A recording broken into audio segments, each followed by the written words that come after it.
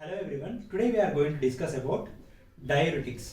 So the first important thing is we are not going to discuss about mechanism of action and we are not even discussing on adverse drug reactions. We are only discussing important points that are required for pharmacotherapy during with diuretics.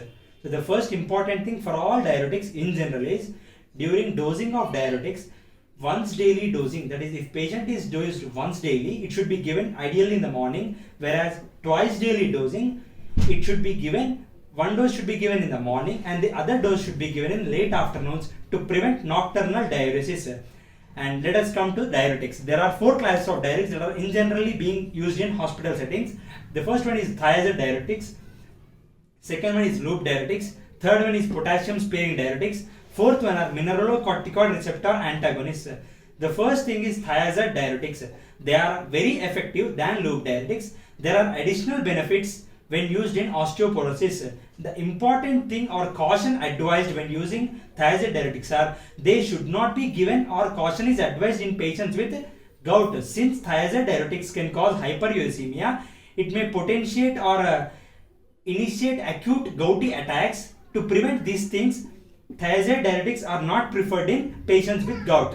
Next comes loop diuretics. Loop diuretics are preferred over thiazides in patients with severe kidney disease and patients who are having resistant hypertension.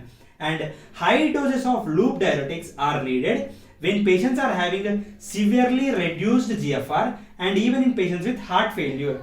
Next is potassium sparing diuretics. When compared with loop diuretics and thiazide diuretics, potassium sparing diuretics are weak diuretics.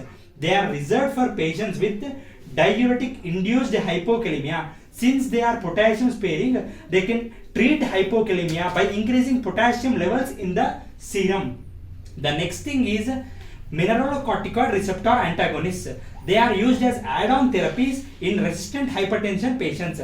Now there are two common points for potassium sparing diuretics and mineralocorticoid receptor antagonists. The common points are both potassium sparing diuretics and mineralocorticoid receptor antagonists must be avoided in patients who will be having estimated GFR, eGFR if it is less than 30 ml per minute.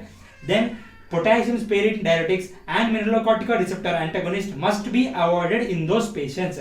The next similar thing is both potassium sparing diuretics and mineralocorticoid receptor antagonist may cause hyperkalemia. And when do they cause hyperkalemia? They cause hyperkalemia if they are used in combination with AC inhibitors, that is angiotensin converting enzyme inhibitors and angiotensin receptor blockers and aliskiren. Aliskiren is a direct inhibitor, and even when they are used in combination with potassium supplements, there is a result of hyperkalemia. So to prevent such conditions, usually these combinations are avoided.